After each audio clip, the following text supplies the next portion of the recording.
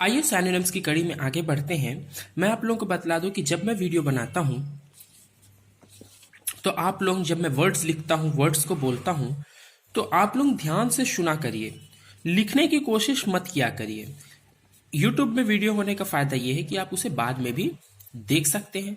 तो कोशिश किया करिए कि सेकेंड टाइम भले आप इसे देख के लिख लें, अगर आप नोट करना चाहते हैं इसका हिंदी मीनिंग और भी आदि वर्ड्स जो मैं बोल रहा हूँ।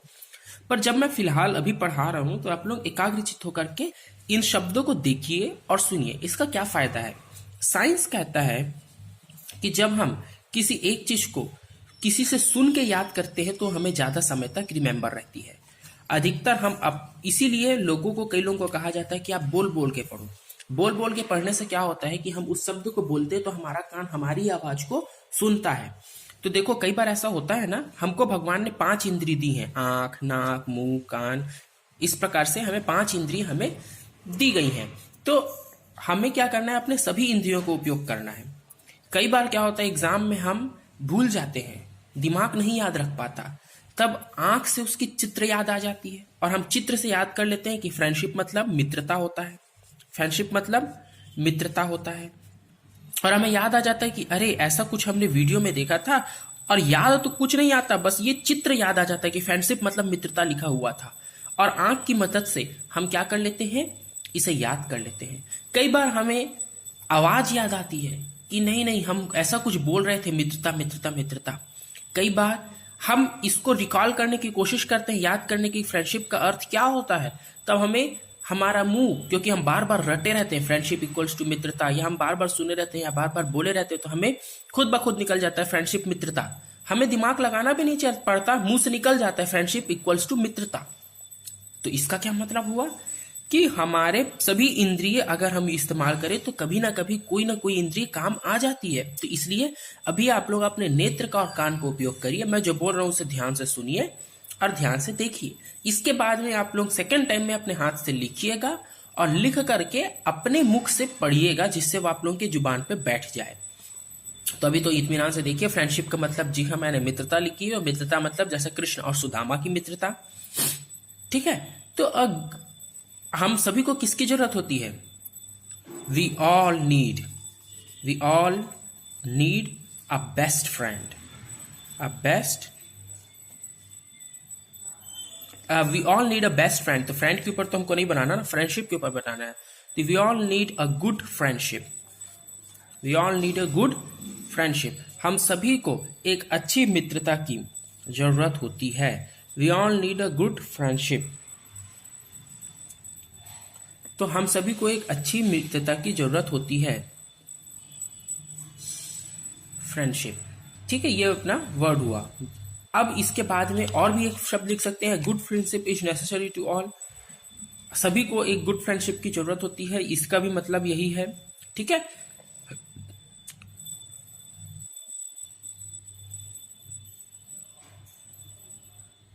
अब इसके आगे एक शब्द लेते हैं, ऑनेस्टी। देखिएगा, ये शब्द को इसलिए मैं लिया कि इस शब्द को एक तो पूछा बहुत गया है। ये वही शब्द मैं इन वीडियोस में ले रहा हूं जो बार बार पूछे गए हैं या जिनके आने की पूरी संभावना है। आप इन्हीं को पढ़ के जाइएगा, आप डेफिनेटली सभी साइनोनिम्स बना के आने वाले हैं। ऑनेस्टी, इसको कई लोग हॉनेस्टी बोलते हैं, एच के कारण हॉनेस्टी बोलते हैं। आपको बतला दूं कि एच यहाँ पे साइलेंट हो जाता है और इसका उच्चारण अ किया जाता है और इसे ऑनेस्टी कहा जाता है, ऑनेस्टी। ठीक है, ऑनेस्टी कहा जाता है। तो ऑनेस्टी बोलेंगे।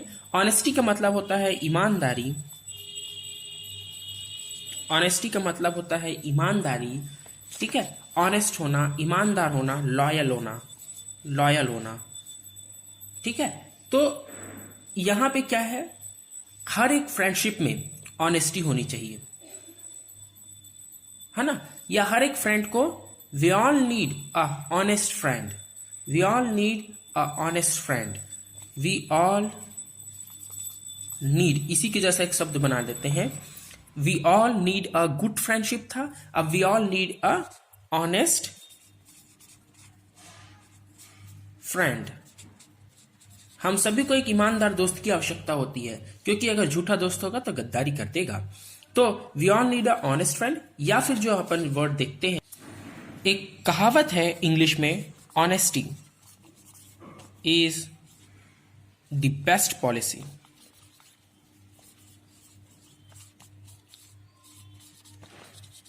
जी हाँ, honesty is the best policy. Bank अपनी पॉलिसी रखती है ना, आप लोग सब सुने होंगे कि बैंक की ये पॉलिसी मतलब एक रूल होता है। तो ऑनेस्टी हर एक इंसान की पॉलिसी में होना चाहिए। Honesty is the best policy. अगर आप ईमानदार रहेंगे तो आप टेंशन फ्री रहेंगे, सुखी से जीवन आगे बढ़ेंगे। अब देखिए, आप लोग ईमानदारी से मेरे वीडियो लेक्चर्स देख रहे हैं तो अपने पढ़ाई के प्रति ईमानदार हैं, तो आप लोगों का रिजल्ट भी अच्छा आएगा। रिजल्ट अच्छा आएगा, आप लोग ज्ञान अर्जित करेंगे तो डेफिनेटली आपका परसेंट अच्छा आएगा, माँ बाप खुश होंगे, आपका मोहल्ला खुश होगा, आप स्वयं पे गर्वान्वित करेंगे, आपका कॉन्फिडेंस बढ़ेगा। आगे जाकर के आप कोई कॉम्पिटिशन देंगे तो उसे भी इस इंग्लिश के बलबूते पे क्लियर कर पाएंगे। अब आगे आ जाते हैं अपन इवोल्यूशन पे। इवोल्यूशन का मतलब क्या होता है? इवोल्यूशन एक अधिकतर इस शब्द का इस्तेमाल बायो में किया जाता है, बायोलॉजी में, ठीक है, जीव विज्ञान में अधिकतर किया जाता है, बायोलॉजी में। अब बायोलॉजी में इसका यूज इसलिए किया जाता है, इसका मतलब होता है मनुष्य के शरीर में जो प्राकृतिक रूप से चेंज आती है। हम बच्चे थे, बच्चे से बड़े हुए, फिर वयस्क हुए और धीरे धीरे बढ़ते ही जा रहे हैं। तो ये क्या हुआ कि हम बड़े हो रहे हैं, इवोल्यूशन हो रहा है, बदलाव हो रहा है। पृथ्वी में भी बदलाव हो रहा है। पृथ्वी पहले अलग थी, पहले कभी आग का गोला था, आग के गोले से फिर और बदलाव हुआ और अब हम देखते हैं कि हरी भरी धरती हो गई है हमारी। तो पृथ्वी में भी बदलाव हुआ। तो इस प्रकार सभी चीजें इवॉल्व हो रही हैं, बदल रही हैं, इवोल्यूशन हो रहा है। तो evolution of human brains gradually happen.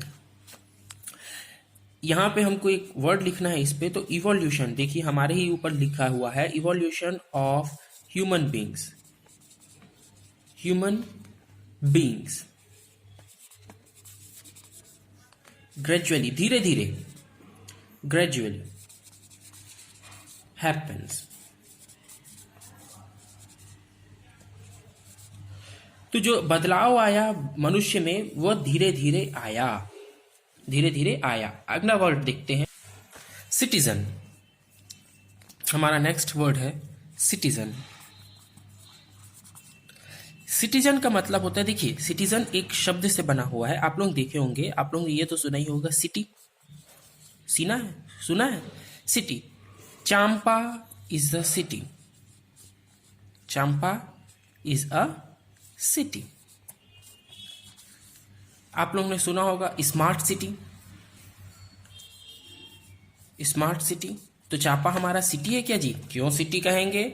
Champa is a smart city, Champa is a smart city. तो स्मार्ट सिटी है हमारा चांपा। तो सिटी से हम सुने ना, सिटी मतलब शहर, और जो सिटी में रहे, जो सिटी में रहे वो होता है सिटीजन, जो सिटी में रहे वो होता है सिटीजन। असलियत में शुरुआत तो इस शब्द की यहीं से हुई थी, पर अब इसका व्यापक अर्थ हो गया है। इसका अर्थ होता है नागरिक, इसका अर्थ होता है नागरिक।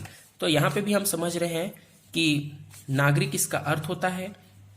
तो आप लोग समझ गए होंगे कि सिटी से इसका उत्पत्ति हुई और सिटी में रहने वाले को सिटीजन कहा जाने लगा। फिर धीरे से इसको पूरे देश के लिए भी इस्तेमाल किया जाने लगा, राज्य के लिए भी। तो हम कह सकते हैं we are the citizen of. अब यहां पे आपके ऊपर है कि आप चांपा लिखेंगे। हालांकि चांपा को सब जानते नहीं हैं, आप लोग चांपा को सब जानते नहीं हैं, पर आप लोग के ऊपर है कि आप लोग चांपा को सबको जनाएं, है ना। तो हम लिखेंगे India, we are the citizen of India. हम भारत के नागरिक हैं, हम भारत के नागरिक हैं, भारत के नागरिक हैं। आइए कुछ और वर्ड्स देखते हैं। क्लाइमेट, क्लाइमेट, अभी क्लाइमेट चेंज हो रहा है और सबको बुखार हो रहा है, समझ गए।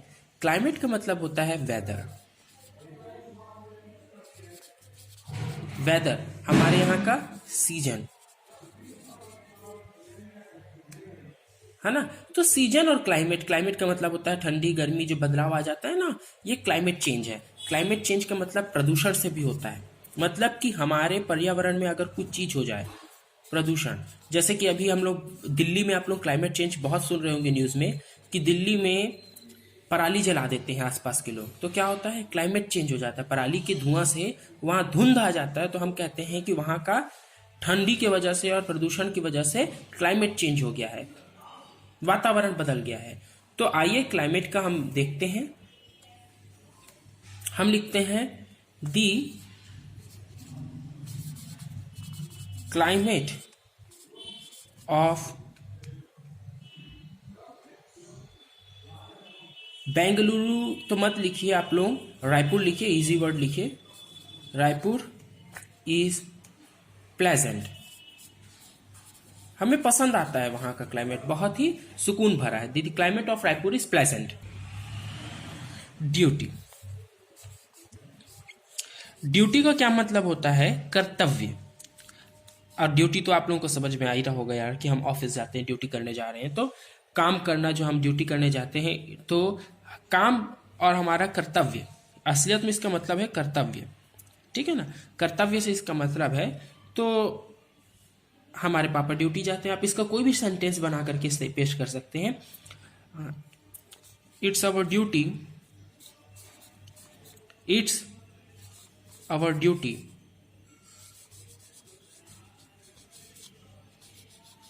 To wear